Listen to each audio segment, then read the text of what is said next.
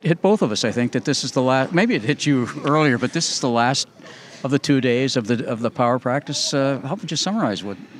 Suddenly we're here. Yeah, no, I just spoke to the guys. It was a great training camp.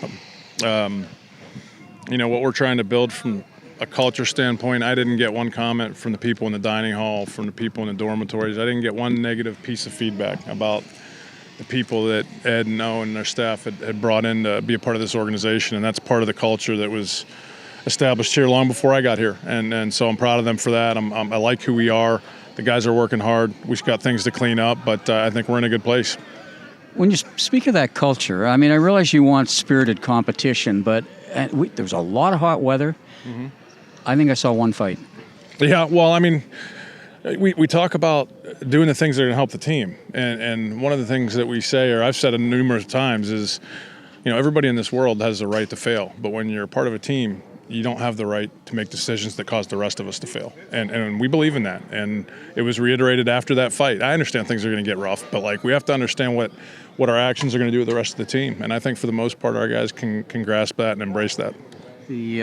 Still, even with the game 9 days away, a lot of players been coming in.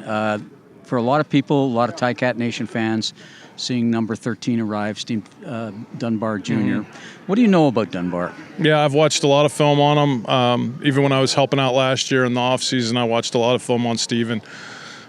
There's things that we've taken from his style of play.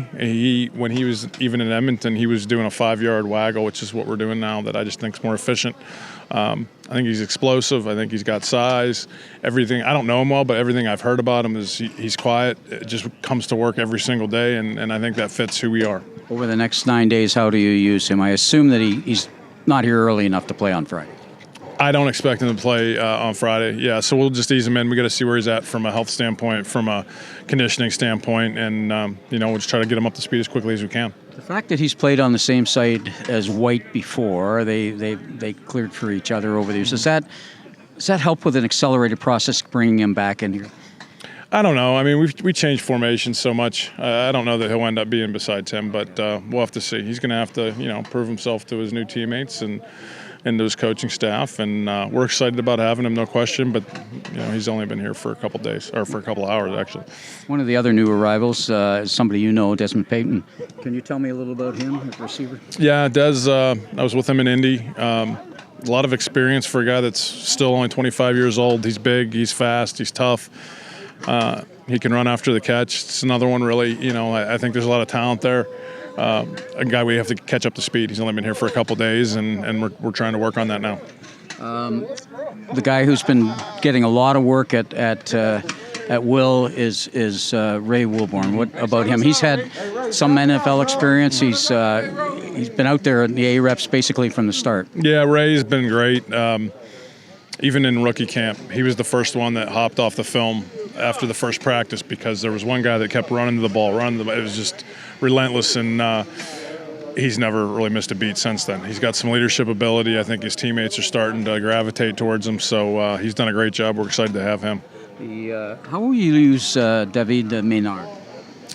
Multiple ways. He tells me he can play inside, outside, linebacker. I think he thinks he can probably play corner.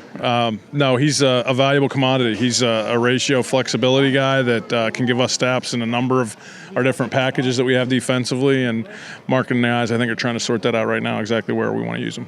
Last chance for a number of people, particularly at certain positions, but there's also a lot of depth positions and special teams at play here, right? I mean, special teams even bigger this game than last game, given that so many things are on the line for roster spots? Yeah, I think so. We've kind of narrowed down the depth chart a little bit after last week on special teams and really trying to find the guys that, A, are committed to being a part of it and are going to embrace it and be proud of it, because that wasn't enough of the issue last week.